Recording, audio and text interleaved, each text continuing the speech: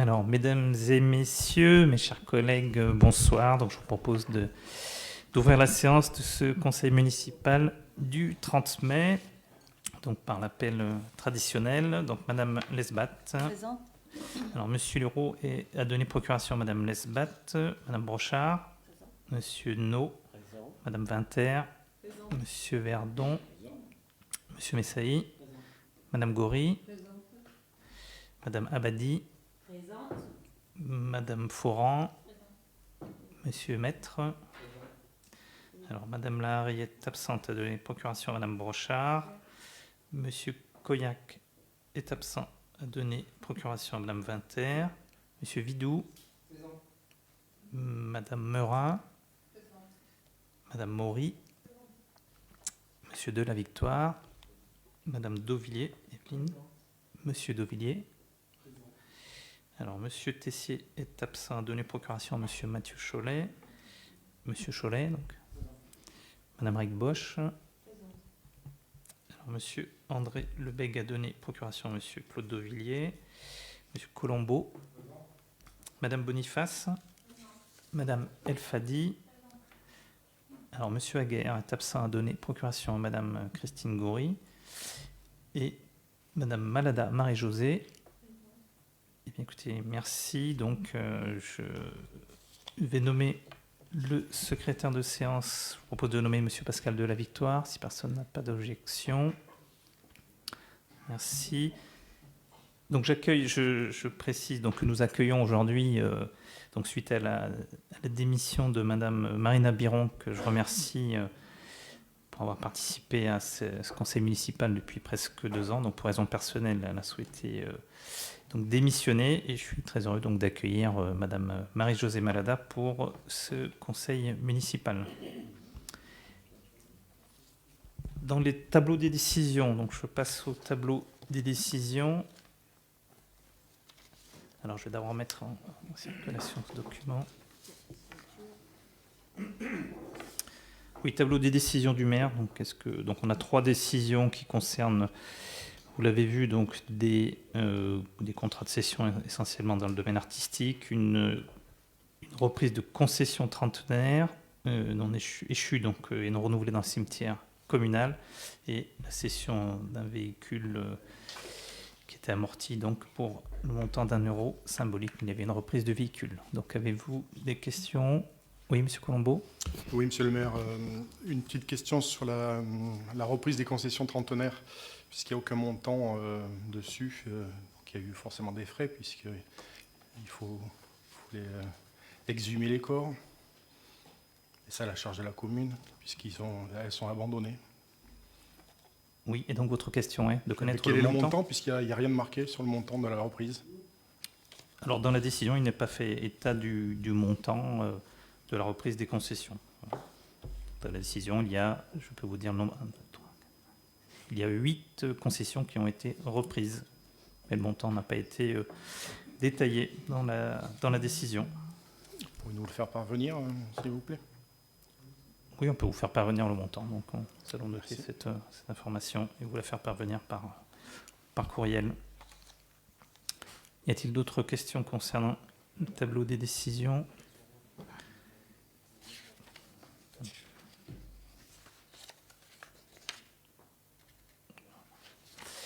Donc, je vais passer la parole pour les communications à Madame Lesbat, qui a une première communication à vous faire.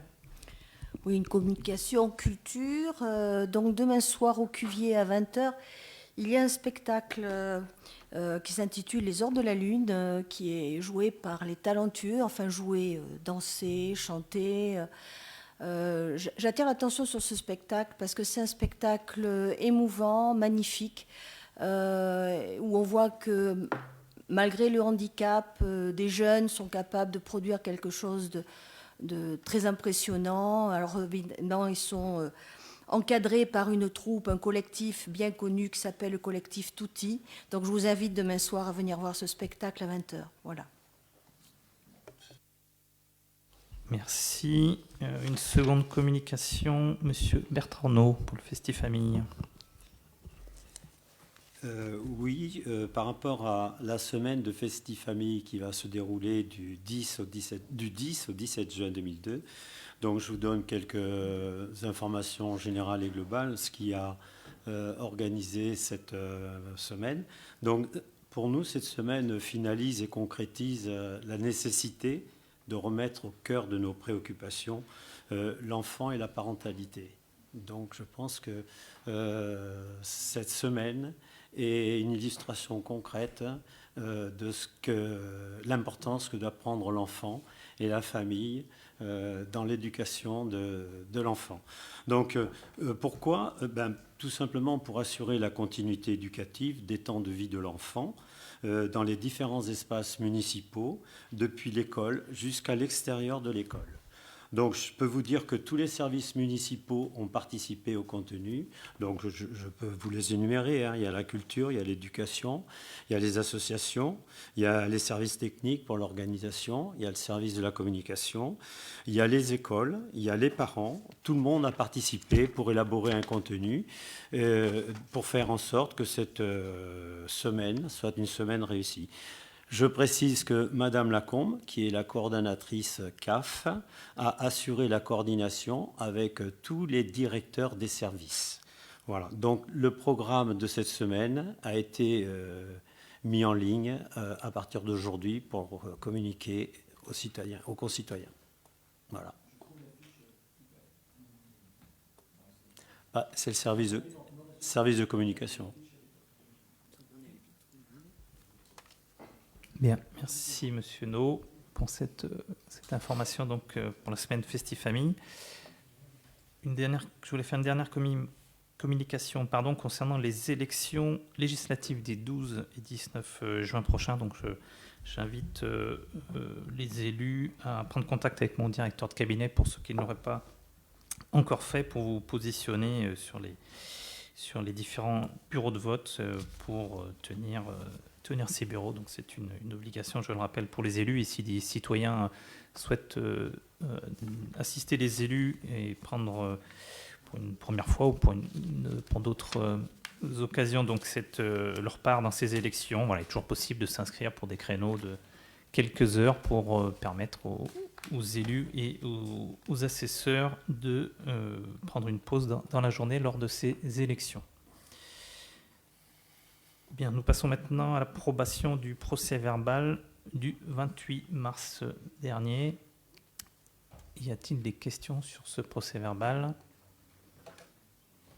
Non, pas de questions. Eh bien, écoutez, je vous propose de passer au vote. Donc, qui est contre ? Personne. Qui s'abstient ? Personne. Donc, à l'unanimité, le procès-verbal est adopté et je vous mets en circulation le document pour signature, s'il vous plaît. Donc nous passons maintenant aux délibérations. Alors, s'il vous plaît, la première délibération, elle concerne, donc c'est une délibération relative aux délégations de l'article 2122-22 du CGCT. Simplement, elle consiste à donner des pouvoirs au maire non seulement de créer des régies comptables, ce qui existait déjà, mais aussi d'en acter la modification ou la suppression, ce qui n'avait pas été rendu possible dans les précédentes délégations de la délibération du mois de juillet 2020. Donc il s'agit simplement de donner cette capacité au maire pour éviter de passer à chaque fois devant le conseil municipal par des délibérations. Et notamment, nous aurons à modifier donc la régie concernant la possibilité de carte bleue, de payer en carte bleue au cuvier de Fédot dans quelques temps. Avez-vous des questions sur cette délibération ? Sont toutes techniques. Non, pas de questions. Je vous propose de passer au vote. Donc, qui est contre ? Personne. Qui s'abstient ? Non plus. La délibération est adoptée à l'unanimité. Je vous en remercie. La délibération suivante concerne donc la modification de la composition des commissions municipales, avec la mise à jour de la liste des membres. Donc simplement, comme je l'exposais tout à l'heure, suite à la démission de Madame Marina Biron, donc Madame Marie-Josée Malada va intégrer la commission transition écologique, culture et mobilité, présidée dans la vice-présidente est Madame Corinne Lesbat. Donc c'est la seule modification du tableau, nous n'avons pas fait d'autres modifications. Y a-t-il des questions? Oui, Monsieur Cholet, je vous en prie. Merci, monsieur le maire. Ce n'est pas une question, c'est juste une remarque. Si vous pouvez penser à changer le nom de notre groupe d'opposants, puisque c'est toujours l'ancien, s'il vous plaît. Alors, on est ensemble sur pour Artigues. Sur le principe, je veux bien. Je ne sais pas si, d'un point de vue légalité, il est possible de faire le changement de nom sans difficulté, mais je pense que c'est une question que vous avez peut-être déjà posée, mais qu'il faut qu'on regarde. Non, parce que de l'occasion ne manière, s'est pas encore posée, monsieur le maire. C'est pour ça que je me permets de vous solliciter. Je prends note ce de soir. votre question Ok. et puis nous verrons ce que nous. Ok. Voilà, s'il n'y a pas de problème de légalité dans la mesure où vous avez déposé une liste avec ce nom-là. S'il est possible en cours de mandat de changer de liste, je n'ai pas la réponse, mais on va regarder avec nos services. Ça a été vu par la préfecture de toute façon. Hein. Donc c'est à notre niveau, c'est légalisé avec la préfecture. Hein. D'accord. Bon, on va quand même vérifier avec nos services juridiques la possibilité donc du changement de nom au sein des délibérations. Donc, je vous propose de mettre au vote cette délibération, bien sûr. Donc, qui est contre? Personne. Qui s'abstient? Non plus. Donc, à l'unanimité, la délibération est adoptée. Alors, la délibération suivante, elle concerne la demande de subvention au titre du ce qu'on appelle le FDAEC, le Fonds départemental d'aide à l'équipement des communes. Donc, c'est le conseil départemental de la Gironde qui reconduit ce dispositif d'aide aux communes.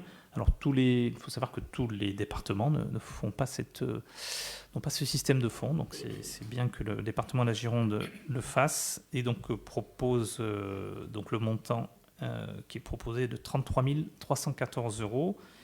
Dans la délibération, donc, nous proposons d'affecter ce montant à deux investissements, deux équipements. Le premier étant la création d'un préau pour le clubhouse, donc à côté du clubhouse du tennis. Il y avait historiquement une bâche que nous avons été obligés de déposer compte tenu de son état. Donc pour y faire un cheminement piéton, compte tenu de son état, il n'était pas possible de la remettre en place. Donc nous avons décidé d'investir, de créer un préau en dur. Et le deuxième point concerne le remplacement du système des LED colorés autour des façades de la médiathèque, puisque d'une part, cette année, ce sera les 20 ans de la médiathèque, mais surtout, la plupart des lampes ne fonctionnent plus. Il n'en reste que 2 ou 3, je crois, sur le pourtour. Donc, pour un remplacement et un investissement de l'ordre de 30 000 €. Mais peut-être que M. Thierry Verdon, avant que je vous passe la parole pour les questions, peut porter des précisions sur l'avancement de ces deux investissements. M. Verdon. Merci, Monsieur le maire. Donc, les travaux pour la médiathèque commenceront première quinzaine d'août. Et dans le second temps, les travaux du préau du tennis, du clubhouse, commenceront fin juillet. Voilà, pour les précisions. Merci, Monsieur Verdon. Avez-vous des questions? Non, pas de questions. Écoutez, nous passons au vote. Donc, qui est contre? Personne. Qui s'abstient? Pas plus. Écoutez, à l'unanimité, cette délibération est adoptée. Je vous en remercie.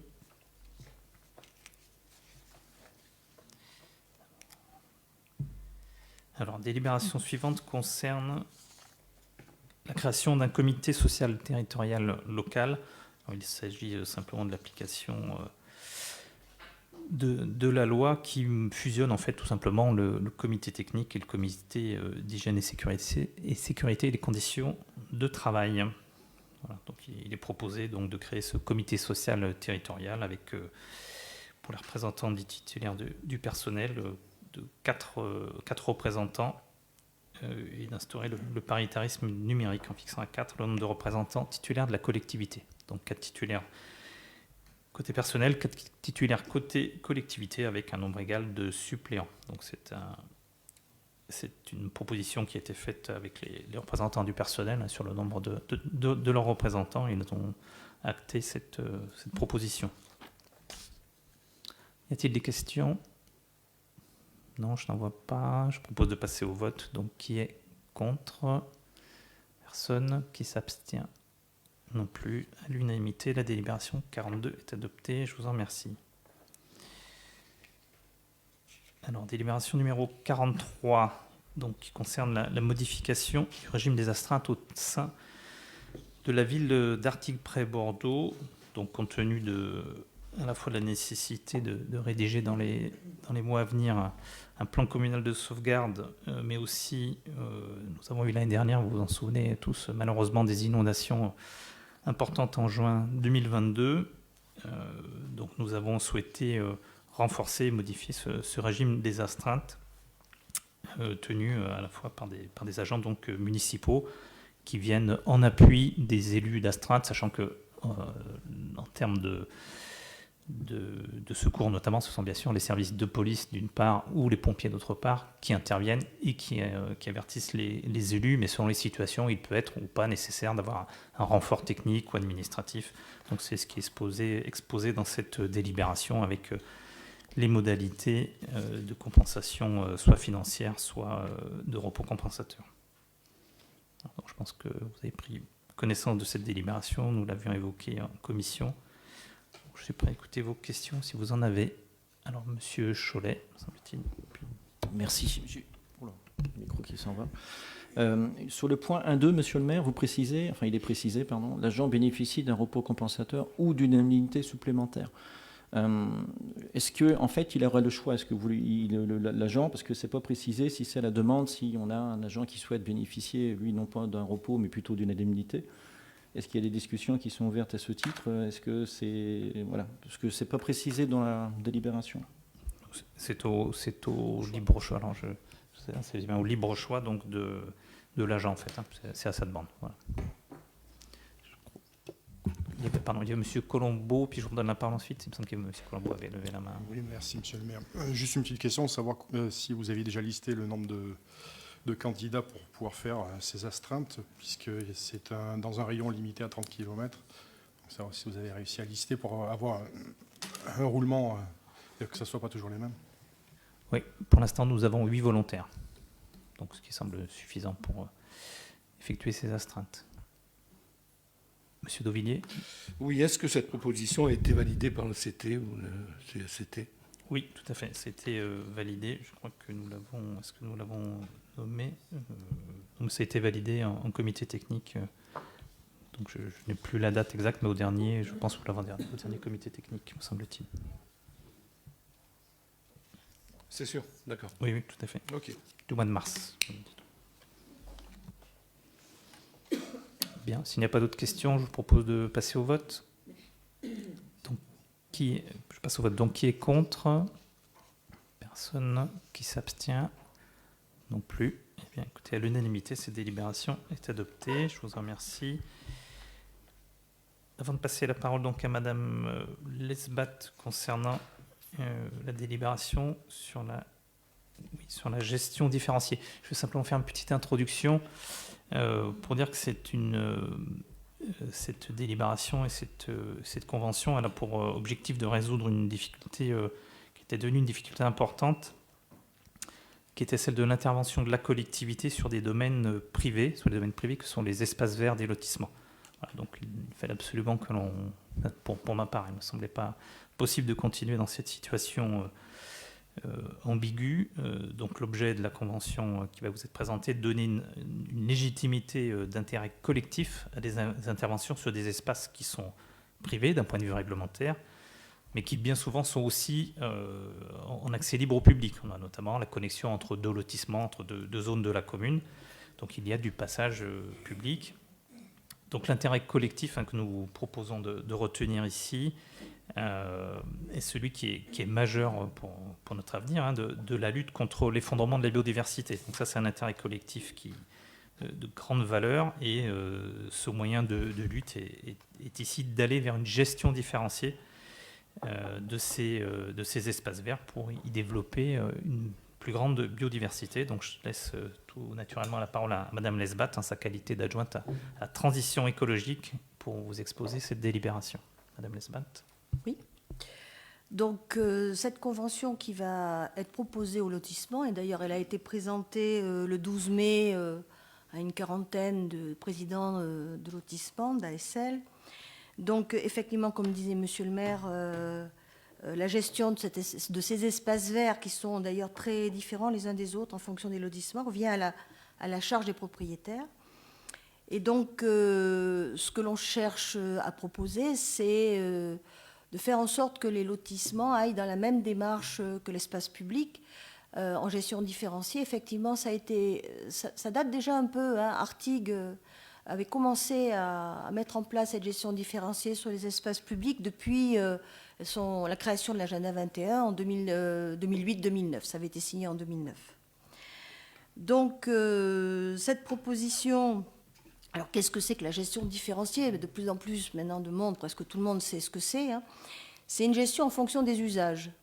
Donc, on se pose la question à chaque fois qu'on voit un espace vert, à quoi sert l'espace vert? Est-ce que c'est juste un espace vert qui sert à la contemplation, hein? C'est déjà quelque chose de très agréable, mais ça peut être aussi un lieu qui sert au jeu des enfants, ça peut être un lieu, effectivement, traversant qui permet d'aller d'un point de la commune à un autre. Donc cette gestion, elle doit tenir compte de cela.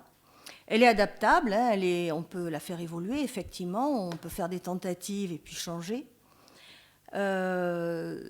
Les objectifs, ils sont nombreux. Bien sûr, il y a des objectifs écologiques, hein, c'est ce qui arrive en premier à l'esprit. Préserver la biodiversité, l'enrichir, l'améliorer, parce que il y a quand même des écosystèmes qui sont en difficulté, on le sait, hein, il y a des espèces qui disparaissent ou qui s'appauvrissent. Donc c'est pour faire revenir cette richesse animale et végétale. C'est limiter les pollutions. Alors des pollutions, il y en a beaucoup, hein. Il y a les pollutions sonores, on sait que le végétal est un très bon écran. Il y a des pollutions de l'air, des pollutions du sol. C'est aussi... je pense que M. Verdon se rappellera mieux que moi un autre élément au niveau de la température. Oui, merci Madame Esbat. Oui, je voulais souligner aussi que pour les tontes, on fait en sorte de ne pas trop tondre au ras comme certains font. Et il faut savoir qu'une herbe coupée à 10 cm, ça préserve l'humidité entre 20 et 24. Au-delà de 10, après, c'est dans les 28-30 degrés, pardon. Oui, merci. Et au-delà, c'est 45, voire plus. Voilà. Donc, ça maintient aussi une humidité qui n'est pas négligeable. Voilà. Bien, enfin, je ne vais pas vous énumérer tous les avantages écologiques, mais il y en a encore beaucoup d'autres. Il y a bien sûr un intérêt économique à cela. Hein. On optimise les moyens humains, matériels et financiers. On apporte aussi un objectif culturel. Hein. On valorise les espaces, on les diversifie. Hein. Si on doit planter, par exemple, des arbres qui n'existaient pas, des espèces végétales qui avaient disparu, eh bien, on apporte une diversité. Il y a des avantages sociaux aussi, hein, ça permet d'améliorer le cadre de vie et ça permet aussi de sensibiliser, notamment les jeunes, à l'environnement. Et puis il y a des avantages aussi sanitaires, hein, on sait l'impact bénéfique des arbres, mais aussi de toute la faune et la flore pour la santé physique et psychologique des êtres humains. Donc, quelles sont les propositions que nous faisons dans cette convention au lotissement? Alors, le fauchage tardif, déjà, hein, arrêter de tondre trop rapidement, régulièrement, etc. Donc, ce fauchage tardif est proposé au moment où les plantes ont déjà essaimé, etc., et ont permis de proposer aux insectes pollinisateurs des refuges. Donc il faut faire revenir effectivement les insectes pollinisateurs en particulier. Donc ces deux fauchages tardifs seraient prévus, si je ne me trompe pas, mi-juillet et novembre. Voilà. Ensuite, on peut proposer d'autres alternatives, hein, en plus, hein, qui peuvent se rajouter. Alors, ça ne veut pas dire que chaque lotissement va adhérer à toutes les propositions. Hein, c'est à eux de choisir et de s'adapter aussi à leur environnement. Ils peuvent, dans certaines zones, faire une prairie fleurie, voilà, en utilisant des essences locales. Et là, sur ce point-là, on peut les aider parce qu'on en a un petit stock et on peut s'en procurer facilement avec la métropole qui, sur ce point-là, aussi avance dans ce domaine. On peut aussi mettre des ruches. On a un rucher communal, mais on a aussi des artigués qui ont des ruches. On a même un lotissement qui a sur le terrain du lotissement des ruches actuellement. Donc il y a des gens déjà qui sont formés sur cette proposition-là. On peut y installer des hôtels à insectes, des nichoirs. Pour cela, on met en place des ateliers le samedi matin. Il y en a un certain nombre qui permettent d'aider à la construction de ces habitats. Bon, ça c'est peut-être un petit peu plus difficile à mettre en place, mais pourquoi pas, ça existe dans certaines communes. On peut installer de l'éco-pâturage. Bon, et bien sûr, il faut un espace un petit peu plus grand, c'est-à-dire mettre des animaux qui vont fertiliser naturellement les sols.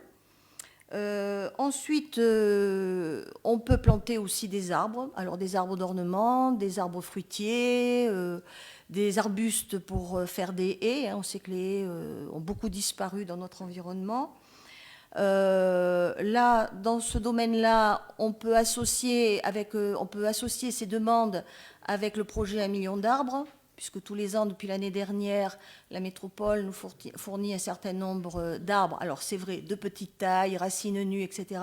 Pas toujours évident, mais là aussi, on peut aider sur où planter, comment planter, à quel moment planter. Généralement, il faut les récupérer et les planter dans les 2 jours qui suivent. Voilà. Donc, je vous ai fait un petit peu l'inventaire des propositions possibles.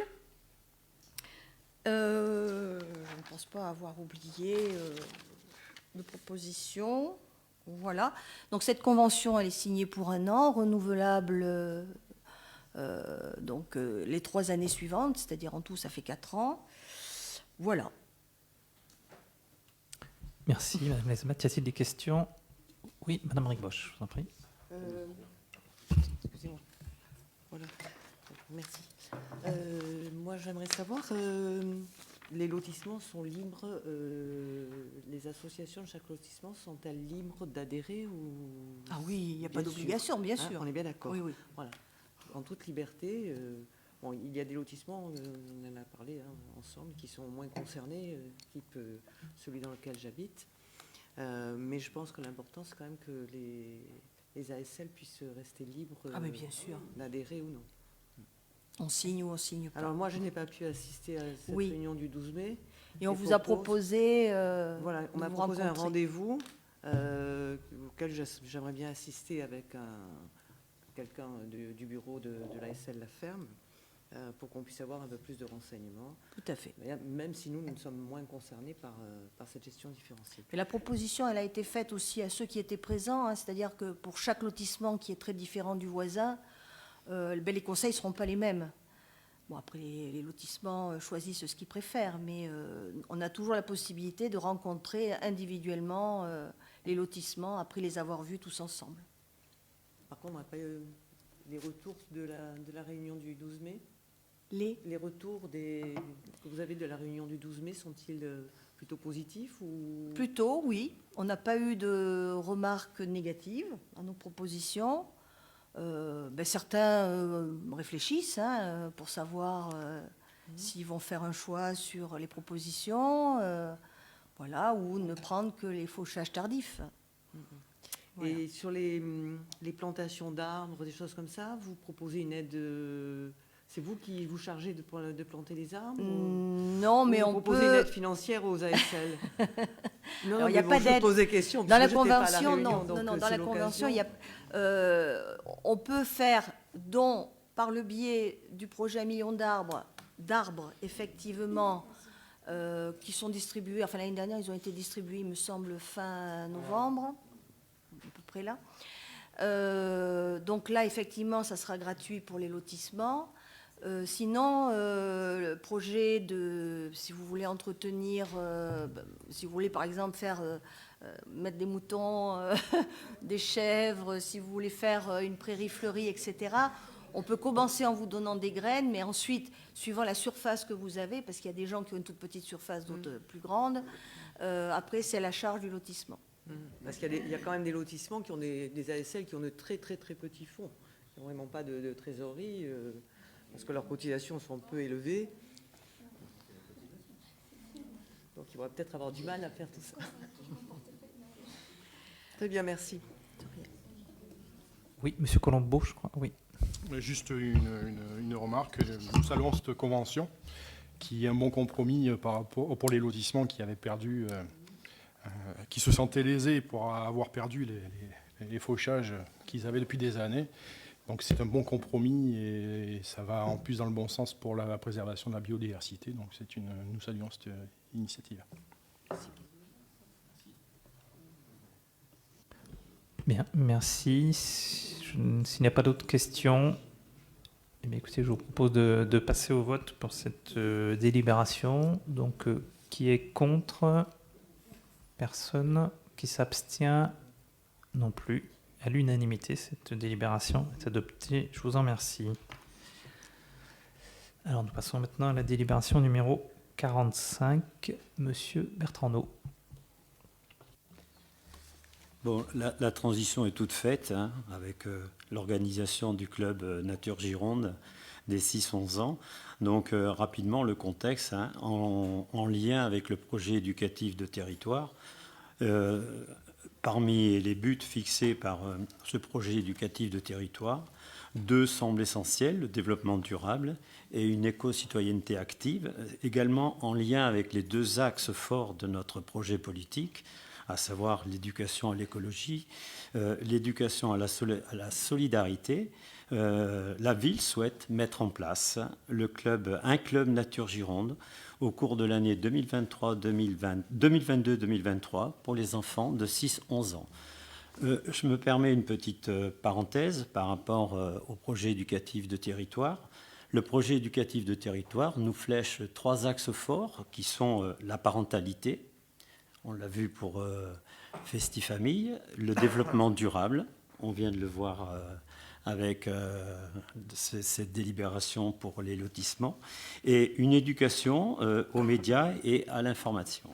Donc ce club fonctionnera en partenariat avec l'UFCV et les animateurs de la ville. Alors l'UFCV, c'est l'Union française des centres de vacances, c'est une association éducative complémentaire de l'éducation nationale. Alors, au niveau financement, le budget prévisionnel est de 5 450 €, réparti entre la commune et le département, à savoir à hauteur de 75% pour le département, soit une somme de 4 000 €, et à hauteur de 25% pour la commune, soit une somme de 1 450 €. Alors, la cible éducative, bien sûr, c'est les enfants de 6-11 ans qui fréquentent l'accueil loisirs sans hébergement. Sont sensibilisés, les buts éducatifs, c'est de sensibiliser nos enfants à leur rôle futur de citoyens actifs, respectueux du développement durable, et un deuxième objectif, respectueux de leur cadre de vie, notamment la flore, la faune, dans et autour de la ville d'Artigues. Alors, comment fonctionnera ce club? Il sera co-animé par les animateurs de l'UFCV et les animateurs de la ville, sous forme de 15 ateliers thématiques, dont les thèmes ont été précisés dans l'annexe à cette délibération. Voilà, monsieur le maire, à vous. Merci. Monsieur No, y a-t-il des questions? Oui, monsieur Colombo. Juste c'est un très beau projet aussi également, mais une petite réflexion, ça s'adresse pour les 6-11 ans, c'est ça. Et dans le projet, il y a aussi dans la finalité de publier les photos qu'ils auront faites sur les réseaux sociaux. Je rappelle que les réseaux sociaux sont interdits pour les moins de 13 ans. Donc il y a faire attention à ce qu'on peut mettre en avant et pas mettre en avant, parce que les réseaux sociaux, c'est peut-être pas une bonne cible pour les 6-11 ans.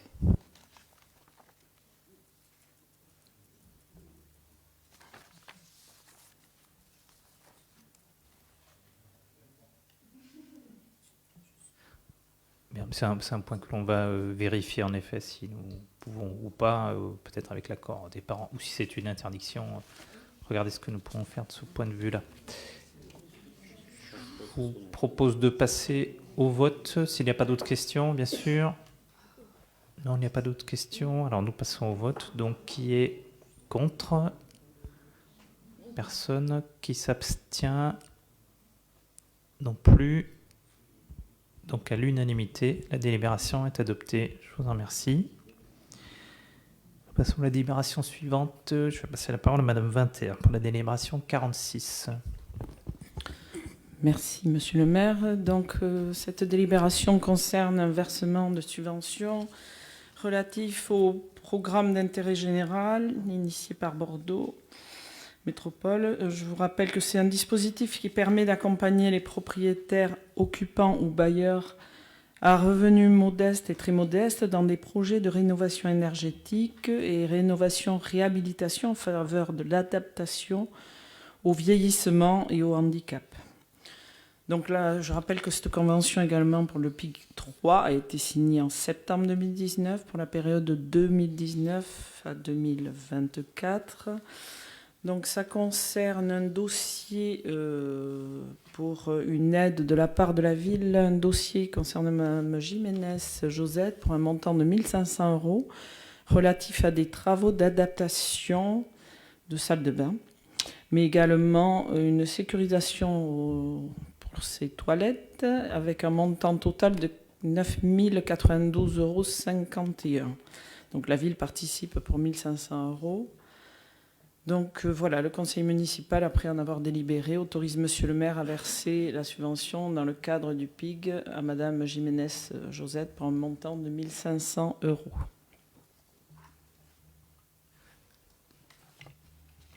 Merci. Y a-t-il des questions? Monsieur Cholet, d'abord.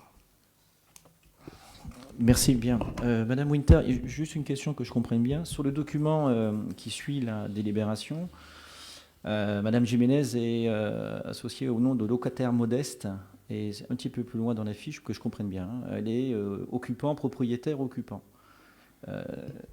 Est-ce qu'il y a une coquille? Est-ce que vous pouvez m'expliquer? Enfin, je ne sais pas. Vous voyez ce que je veux dire? Il y a locataire modeste et propriétaire occupant dans les fiches de calcul qui suit. Oui, dans la fiche de calcul, donc financement.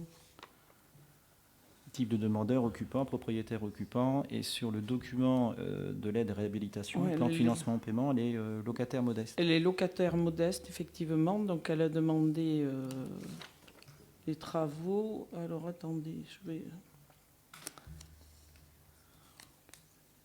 En fait, occupant, propriétaire, occupant. Oui, c'est pour ça. Oui, oui, oui. Est-ce que c'est une coquille? Je ne sais pas. Non, mais c'est elle, propriétaire occupant, effectivement. Parce que comme il y a deux... C'est peut-être pas bien, je trouve bien, oui, ouais, effectivement. Si je peux me permettre, c'est pas très clair, parce que d'un côté, elle est locataire, d'un côté, locataire. Elle est propriétaire, donc c'est pour ça que ça m'interpelle. Propriétaire occupant, oui. Comme c'est généralement assez carré au niveau de l'aspect juridique, oui, je me permets de vous alerter. Je reverrai. C'est pas de souci dans le montage du dossier, quoi. Je redemanderai, parce qu'effectivement... Merci, madame. Merci, monsieur Cholet. Il y avait une autre question, je crois, monsieur Colombo, oui. Oui, une petite remarque. Déjà, on se recentre. C'est la première fois qu'on a un locataire, si c'est bien une locataire, à vérifier.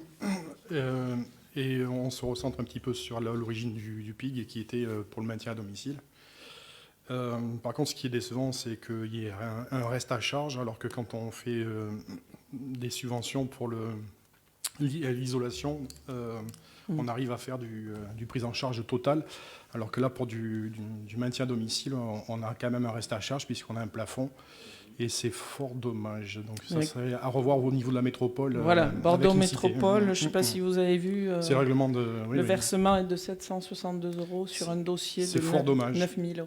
Puisque l'origine de la création du PIG, c'était pour justement le maintien à domicile. Et donc c'est quand même dommage qu'on passe à côté, qu'on subventionne plus facilement de l'isolation des maisons, alors qu'il y a beaucoup d'aides de l'État pour l'isolation. Voilà. Merci. S'il n'y a pas d'autres questions, je vous propose de passer au vote. Donc, qui est contre? Personne. Qui s'abstient? Pas plus. À l'unanimité, la délibération est adoptée. Je vous en remercie. Alors, je vais ensuite vous présenter une série de délibérations dans le domaine funéraire. Donc, je tenais au préalable à remercier les agents municipaux qui sont en charge de ces sujets qui sont à la fois délicats, qui demandent beaucoup de rigueur et qui ont accompli un travail colossal depuis plusieurs années. en recherche et en régularisation. C'est vraiment remarquable. Donc je remercie, je vais citer Madame Élodie Dupont et c'est Madame Célia Fellono qui travaille sous la direction de Monsieur Pujol. Donc la première de ces délibérations, la délibération numéro 47. Donc les tarifs des concessions funéraires n'avaient pas évolué depuis juin 1980, donc il y a plus de 42 ans. Donc il y avait notamment un certain nombre de difficultés au fait que les tarifs étaient uniques et ne différenciaient pas ni les terrains nus, ni des terrains avec caveaux, ni la première acquisition d'un renouvellement. Donc nous avons observé, analysé les tarifs des communes avoisinantes et nous sommes revenus au niveau de tarifs normaux, on va dire, dans la moyenne de ce qui peut être fait dans d'autres communes. Donc voilà les montants qui sont précisés dans la délibération, à la fois une tarification des terrains au mètre carré, que ce soit pour une première acquisition ou pour le renouvellement du terrain pour 30 ans, on ne délivre plus de concessions perpétuelles. Et puis après des tarifs, tarification avec l'achat des caveaux préexistants en fonction du nombre de places et du matériau, pierre, béton ou granit. Voilà, donc je ne vais pas plus détailler, mais je suis prêt à entendre vos questions si vous en avez. Monsieur Colombo. Oui, alors effectivement, vous avez raison, ça fait depuis 1980 que les tarifs n'ont pas augmenté.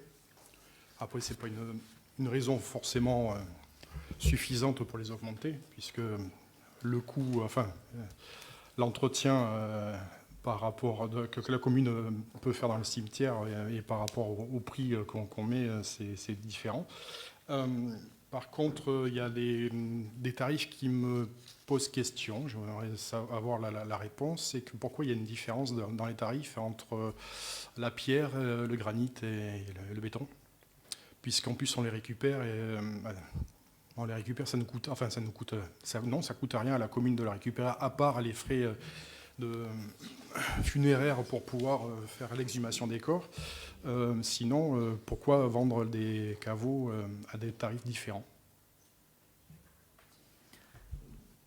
Donc c'est ce qui se pratique d'une part dans la plupart des communes, et puis la valeur du bien acquis n'a pas la même valeur, en effet, en termes de si vous avez un caveau en pierre, en béton ou en granit, et donc du coup les frais afférents de remise à niveau peuvent être plus élevés sur de la pierre ou du béton, donc il semble logique qu'il soit acquis à un tarif moindre que du granit qui est plus durable.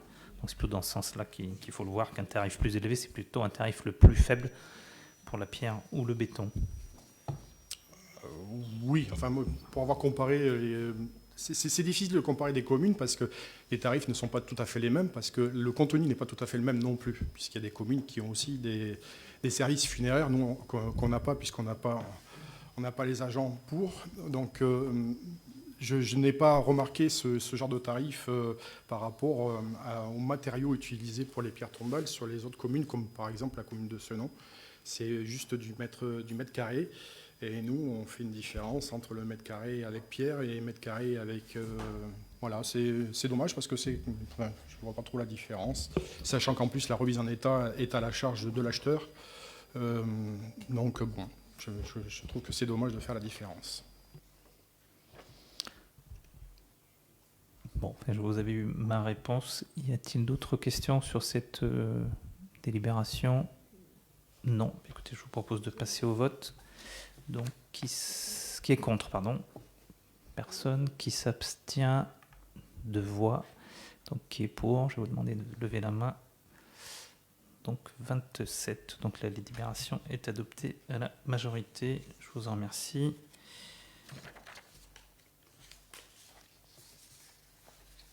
Alors, la délibération suivante, la délibération numéro 48. Alors, qui est la décision d'affectation à perpétuité de l'ossuaire communal. Donc, en fait, il y a un ossuaire sur la commune, mais il n'était pas officiellement répertorié dans les archives et dans les dossiers communaux. Donc, il convient simplement de cette délibération, propose de régulariser la situation et d'affecter à perpétuité l'ossuaire convenablement aménagé situé au cimetière communal. Y a-t-il des questions Pas de questions. Je vous propose de passer au vote. Donc, qui est contre? Personne qui s'abstient. Non plus à l'unanimité. La délibération 48 est adoptée. Je vous en remercie. Délibération 49, elle concerne, un peu dans le même ordre d'idée, l'instauration d'un règlement intérieur du cimetière communal, puisque curieusement, nous n'avions pas de règlement intérieur. Donc nous avons établi un règlement intérieur, bien sûr sur la base de règlements intérieurs qui existaient dans des communes avoisinantes et adaptés bien sûr aux particularités de notre cimetière communal.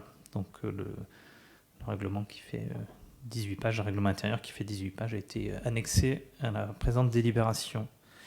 Avez-vous des questions? Oui, M. Colombo. Oui, dans le règlement intérieur, dans l'article 10, il y a une phrase qui nous interpelle, puisque, alors effectivement, la responsabilité de l'administration communale ne peut pas être engagée en cas de dégradation ou de vol, c'est tout à fait légitime, y compris pendant les intempéries et les catastrophes naturelles. Mais par contre, en fonction de la nature du sol et du sous-sol des cimetières, s'il y a une détérioration de la tombe ou du caveau, comment ça se fait qu'on ne peut pas engager la responsabilité de la commune? C'est elle qui vend la concession aux personnes, donc ils peuvent pas, ils vont quand même pas payer une étude de sol pour voir ce qu'il y a dessous. Donc notre responsabilité en tant que commune, je trouve qu'elle est engagée. On ne peut pas se désengager de ça. Ça n'arrive pas tous les jours. Hein.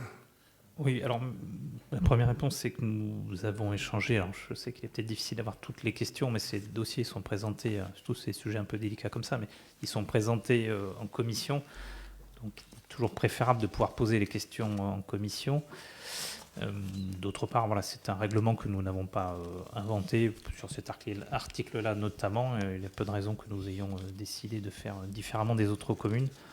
Donc il me semble assez logique que la commune n'engage pas sa responsabilité sur, effectivement, la commune ne va pas non plus engager des responsabilités sur un terrain qui ne lui appartient pas, puisqu'il appartenait précédemment justement à la famille du défunt. Donc aujourd'hui, il n'y a pas de raison que la commune ce ne soit pas des terrains, des emplacements communaux, puisqu'ils appartenaient à une autre famille. Ça ne leur appartient pas, c'est une concession. Oui, c'est une concession. Une concession mais nous ne faisons pas non plus, de la même manière, nous ne faisons pas une étude de sol sur cette concession. Mais on en reste propriétaire, on en vend une concession.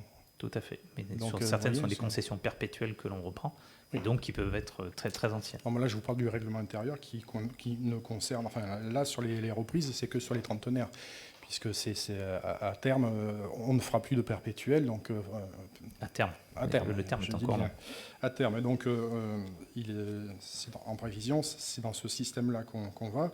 Donc la commune reste propriétaire puisque ce sont que des concessions et pas une vente. Donc voilà, on parle c'est pas des choses qui arrivent tous les jours, mais j'imagine une famille à qui ça arrive, qui a la tombe qui s'effondre ou parce qu'il y a un problème dans le sol, ça serait compliqué. Bien, je note votre remarque. Vous avez entendu ma réponse. Y a-t-il d'autres remarques ou questions, Monsieur Colombo? Juste une petite remarque aussi, puisque comme je l'ai dit tout à l'heure, vous récupérez les caveaux qui sont en des études et puis on les remet en concession, en vente en concession, en l'état, avec obligation pour celui qui les reprend de les remettre en état avec un délai d'1 an. Elles ne sont pas toutes dans le même état. En plus, quand on les récupère, c'est qu'elles n'ont pas été entretenues. Ça va être un petit peu compliqué à gérer. Est-ce qu'il y aura des tarifs dégressifs là-dessus en fonction de ça? Parce que c'est le même tarif pour quel que soit l'état du caveau. Oui, me semble-t-il, dans la délibération précédente, c'est le même tarif. C'est le même tarif, quel que soit l'état. Mais il n'y a pas d'obligation non plus les gens sont sur une liste d'attente, on leur propose la concession, et voilà, s'ils ne souhaitent pas la prendre, ils ne la prennent pas, ils retournent un peu plus loin dans la liste d'attente. Donc aujourd'hui, oui, vous avez raison, il y a des différences, mais qui sont de nature historique lorsque vous prenez une concession. Je n'ai pas de solution à apporter, mais si vous avez des solutions, je dirais que c'est le premier règlement intérieur qui existe depuis... On est bien pas dire d'accord. depuis l'éternité, mais depuis très longtemps sur la commune, ou alors il a été perdu. Donc c'est un premier règlement intérieur, il sera toujours temps de le faire évoluer au cours du temps si on trouve qu'il y a des choses qui ne conviennent pas. Non, mais tout à fait, il a le mérite d'exister pour la première fois. On a déjà soulevé cette problématique, donc il n'y a pas de souci. Est-ce que vous pouvez nous dire combien il y a de personnes sur la liste d'attente? Alors je crois que c'était une trentaine, et nous avons repris, je crois, 12. Nous allons reprendre dans les mois à venir, d'ici l'été, 12 concessions. S'il n'y a pas d'autres questions sur cette délibération, je vous propose de passer au vote sur la délibération 49. Donc qui est contre? Personne. Qui s'abstient? 2 abstentions. Et donc qui est pour? Je vous demande de lever la main s'il vous plaît. Merci. Donc 27 à la majorité. La délibération est adoptée. Alors délibération numéro 50. Donc affectation de concession en terrain commun, qu'on appelle terrain commun au sein du cimetière communal. Donc nous proposons d'affecter trois